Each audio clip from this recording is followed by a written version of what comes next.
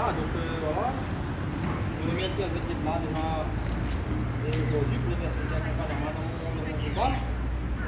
Et un petit discours que je vais faire concernant les plaques que le Banque a et surtout interpeller M. Daniel Gontier, le président du Parti national. J'insiste bien sur le fait qu'il interpelle le président du Parti. Il faut savoir que le président avait manifesté son intérêt pour les activités en cœur de parc et indiqué son soutien à ses activités traditionnelles et à ses hommes. Il nous a rendu visite sur le terrain et nos espoirs portaient beaucoup en lui, on va dire. En ce jour, il me semble qu'il faut mettre en cohérence les dires du président et l'activité de la structure qu'il préside. Pendant qu'il apporte son soutien aux éleveurs, les services du parc font l'inverse. Le directeur du parc nous a écrit au début février pour trouver une soi-disant compromis de sortie de prise avec les éleveurs. Et pendant le même temps, on nous met des bâtons dans les roues en nous assignant avec 2 convocations au tribunal correctionnel. Je vous dirais que ce sont de sacrées négociations qui durent d'ailleurs depuis 2 ans. Je demande au président s'il trouve la démarche de ses services correcte et en cohérence par rapport aux orientations qu'ils ont prises. Quelle est la place réelle du président au sein de son administration? Nous sommes venus aujourd'hui pour rappeler au président notre détermination à défendre notre mode de vie, notre travail, nos traditions contre vents et marées. Nous ne céderons pas sur ce principe. Et lui demander de corriger rapidement les dérives de son administration. Je vous apporte quelques éléments sur le fond du dossier. Lui fait dire aujourd'hui que nous ne sommes pas opposés au POC ni à la défense de la nature et de l'environnement, dont nous sommes les premiers défenseurs en tant qu'agriculteurs. Nous acceptons la négociation à condition toutefois que les écoutes soient réciproques et que le POC prenne en considération les contraintes juridiques, techniques, humaines, incontournables des éleveurs. Nous, éleveurs traditionnels du volcan, étions là bien avant la présence du parc national sur le site, bien avant la présence du président, et cela depuis des générations. L'histoire nous indique que le premier occupant est légitimement prioritaire dans ses propositions et son existence doit être prise en compte même si ses actes juridiques sont historiques et non formalisés. Cela a dû échapper depuis 13 ans qu'il est à la présidence du POC, que nous sommes et restons le dernier élevage traditionnel et que nous sommes garants de ces pratiques.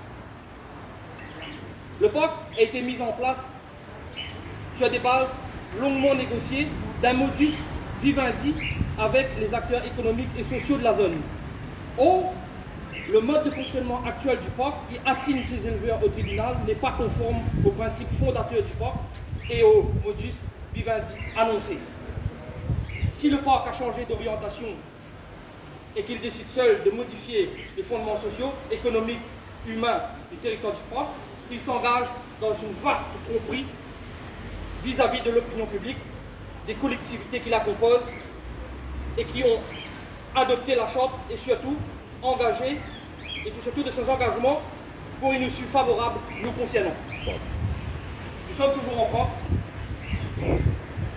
et même si le POC a changé d'orientation pour X raisons, non seulement il faudra d'abord en informer les habitants et l'opinion publique, ce que nous faisons aujourd'hui, ainsi que les collectivités signataires, et ensuite appliquer les règles et les règlements français, c'est-à-dire appliquer dans la forme légale les règles juridiques qui s'imposent pour nous dégager, c'est-à-dire nous foutre dehors.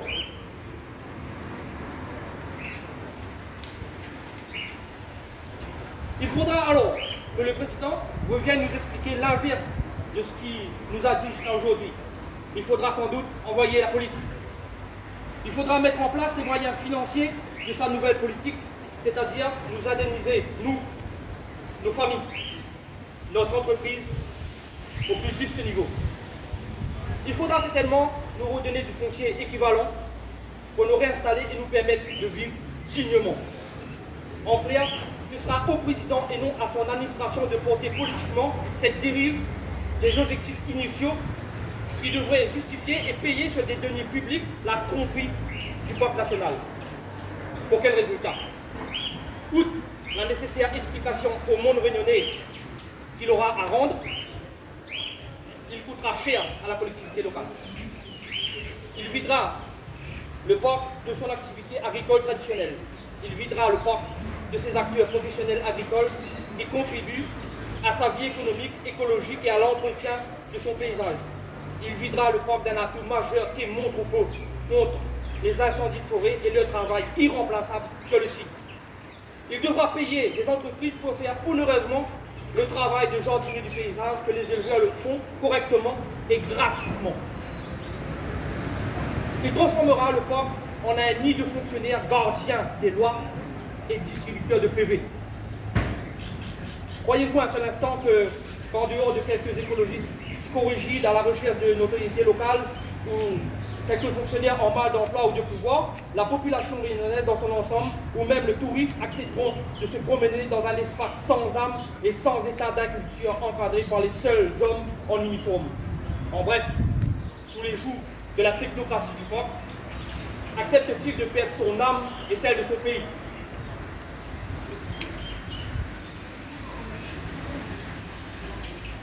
Je vais vous donner quelques éléments du contentieux au sein du peuple. Il faut savoir que nos vaches traditionnelles ne sont pas différentes des autres. Elles sont un peu plus rustiques, certes. Elles ne vont pas changer leur mode d'alimentation parce que la charte du peuple a été signée. Elles continueront à manger l'herbe et continueront à tout ce qui constitue leur alimentation. Comme elles continueront à suivre les mêmes chemins qui mènent aux enclos. Par contre, dans l'intervalle, nous, éleveurs, nous nous sommes formés, nous avons embauché, nos élevages ont continué à fonctionner pour nourrir et élever le cheptel local dans les meilleures conditions sanitaires et techniques possibles, même avec tous les freins que le parc a mis en place contre nous. Vous n'ignorez pas que nous avons le devoir et une obligation d'assurer le bien-être et la santé animale, ce qui entend clairement qu'il faut être présent le plus souvent possible, accéder aux différents sites, traiter nos animaux, boucler les veaux à leur naissance, assurer les services vétérinaires, éviter l'errance et la maltraitance externe. Ces contraintes ne se gèrent pas, malheureusement, par la seule volonté du Saint-Esprit.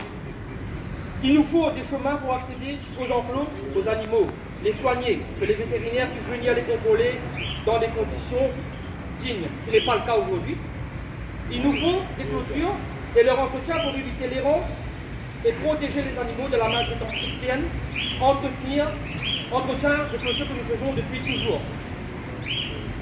Il nous faut entretien sans engrais, sans produits phyto, c'est-à-dire avec le moindre rendement, les pâturages naturels locaux pour maintenir un stock fourragé nécessaire au troupeau. Et ce, tous les jours, malgré le froid, les cyclones et la grande difficulté de la haute montagne, et je ne vous parle pas bien sûr des bâtons que le porc nous met dans les roues, ainsi que du revenu et des éleveurs. Il faut vraiment avoir besoin de vivre, d'aimer son travail et d'aimer son pays.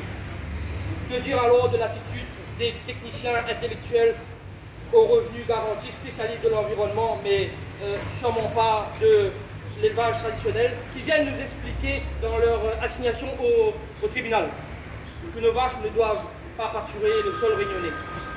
Ces pauvres vaches, on a bien essayé de leur expliquer qu'il ne faut pas pâturer, mais ils ne comprennent rien. Ils ne comprennent rien. Donc, on a essayé.